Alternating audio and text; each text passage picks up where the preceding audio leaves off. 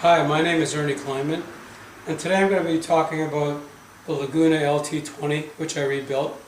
I got this bandsaw from a neighbor, primarily for resawing backs and tops, but it can be used for a lot of other different wood chopping activities, or resawing, or whatever you like.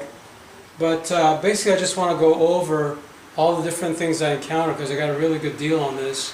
It was from my neighbor, and he was retiring, and I had to spend quite a bit of time fixing it up. So what I like to do is talk about all the different aspects of fixing up one of these great bandsaws. And I'd also like to give a shout out to Brian Bennett at Laguna Tools in California, in Southern California. He spent a tremendous amount of time helping me get all these little things together, including ordering the parts that I needed, and guiding me and telling me what I should do and shouldn't do. So let's start with the very bottom and some of the things I encountered. The first thing I had to deal with was it came with a blown motor. The original 220 Euro motor that came with this LT20 was burned out. So I basically had to get a new motor and I had to get a new pulley. Now the new pulley is slightly smaller than the old pulley, and some of the modifications I've got to make are down over here on the lower part. You have to change the bolt bar out, because the original one is a 12mm metric, and the one I got from Laguna to line up the American motor, the other one was an Italian motor, was 12.5 millimeters or half an inch. So I had to change the bolt bar, and I had to drill a hole to accommodate the motor 3/4 of an inch over. The original motor guides were 6.5 inches apart, and so I had to drill another half-inch hole 3/4 of an inch away, dead on center, which is kind of tricky to do. But the most difficult part of this whole assembly is lining up the motor with the pulley. I also had to change the pulley because the original one seemed quite worn after 15 years. This is a 2002 machine, and the specs on it today are a lot different than they were back 15 years ago. So you have to keep that in mind whenever you're looking for a machine. Some of the other little things that I did was I had to one of the plates over here has a height adjustment on it. It was bent. I had to replace that.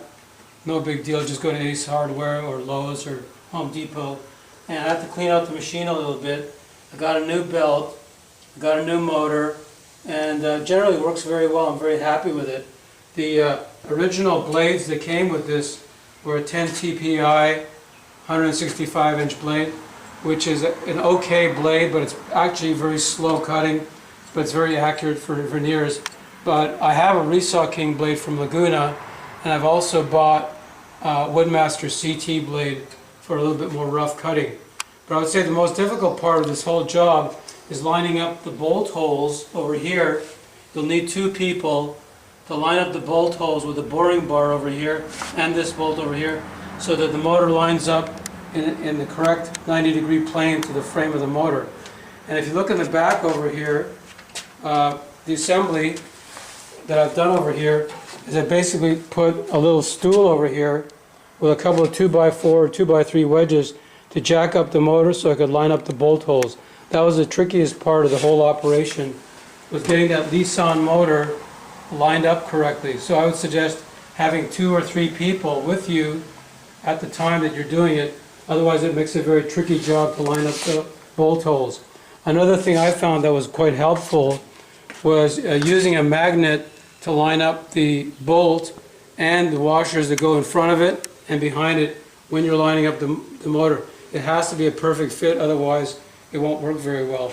Also, I had to replace the electrical plug, which is no big deal. You can get one for $12 at Home Depot, and just some general cleanup. There was a few chips on the back, and I went to Walmart and got a paint color match that was close to it and touched up the paint with that. And I had to do some cleaning on the table, and I had to do some cleaning on the bottom well over here, and that's basically it. Otherwise, it's a very sound bandsaw, and I'm very happy with it. And the reason I'm putting out this video is that you can get an excellent buy by buying used machinery and doing a little bit of fix-up on your own. So the things you want to watch out for is you want to make sure the tires are still good, that they're not worn and blown up. You finished? Sorry. And so this little short fence is okay. I find the problem is when I'm resawing and I go past the line, it tends to skew out a little bit. That's the only major problem I have with that aspect of the bandsaw.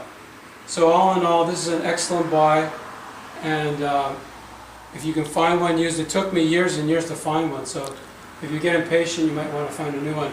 Another thing I had to disconnect was the foot switch on the bottom was not working, so you might want to check that out when you buy your bandsaw. But I couldn't check out anything because the motor was blown. And so the hand switch over here that turns off the motor is very useful, but the foot switch wasn't, so I had to disconnect it with just a little wire back there, which is not too complicated.